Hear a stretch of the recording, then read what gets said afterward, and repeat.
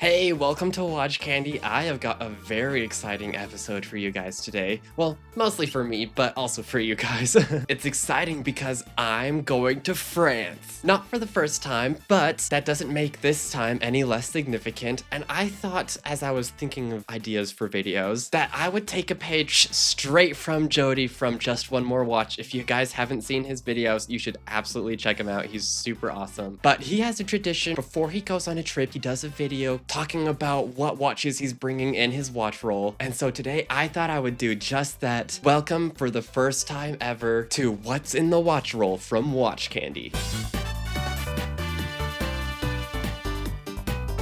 Getting right into it, you can see that this watch roll is a little bit different than other watch rolls for the fact that it actually only has 2 watches in there. More on that later. But for now, let's start with watch number 1. This is a G-Shock Gravity Master. The reason that I'm bringing this watch is, of course, it's the Gravity Master, right? It's meant for being up in the air, being an aircraft, so of course I had to bring it. As you can see, it has a very awesome design with all sorts of angles and facets, which I personally find very appealing. The dial layout is very piloty with those large loomed hands and the 12 and 6. This color scheme is also very awesome with this gray and blue with the darker gunmetal gray highlights. And the purpose of that is actually to reference the holographic heads-up displays in modern fighter jets, which is super cool. I'm personally not a huge aircraft aviation person like at all, but it's still really cool, right? I like anything that's designed with a purpose. But the biggest thing about this G-Shock is that it's completely analog. There are no digital displays whatsoever. And that to me just creates a more elevated look. It makes it stand out from the rest of the G-Shock catalog. But don't mistake the lack of a digital display for a lack of function. This watch is jam-packed. To name a few, we've got Bluetooth, we've got tough solar, alarm, timer, stopwatch, a little date window down there. You have a second time zone display at the register at 6 o'clock, as well as an AM PM display right above that for that second time zone, as well as this little spinny thing in the corner which just kind of spins around when you change the modes, which is super cool. Because of the Bluetooth functionality, traveling with this watch is actually really great because it will just automatically connect and fix the time depending on the time zone I'm in. With the second time zone function, it means I'll be able to track the time both locally and my home time zone. It's big, it's chunky, I really love wearing it with my Tiffany heart bracelet, and it's just so cool having a G-Shock that actually has a crown, making this watch an absolute must.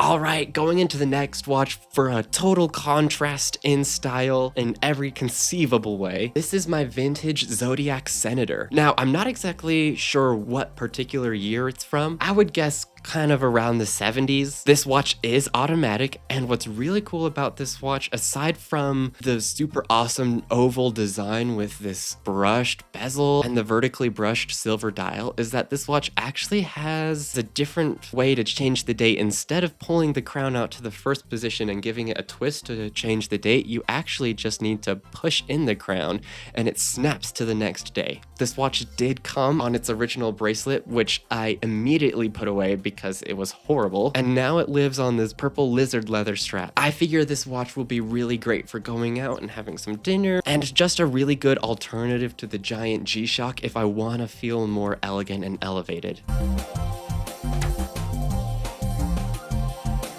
And that brings us to not watch number 3, but part of one, maybe. I've got a Baltic Beads of Rice bracelet. And the story behind this bracelet is I actually used to have the blue Baltic MR01 that I traded with one of my friends. And I got this bracelet for the watch either last Christmas or the Christmas before that. And as you can see, I wore it quite a bit with the little nicks and scuffs on the clasp. I actually ended up trading the head of the watch back for a different trade that I'm quite happy with, which leaves me this empty Baltic bracelet. But the reason I'm bringing this bracelet is because Baltic is a French brand and one of their boutiques is in Paris. So my plan is to swing into the actual in-person boutique and take a look at their collection and see if there are any that I like and would want to fit onto this bracelet. I know Baltic is kind of hit and miss with collectors. Some people love them, some people don't. I want to take this chance and see all of them in person. Because how many people get a chance to do that? They're not exactly in every store at the mall. So of course, I will keep you updated on the story with this.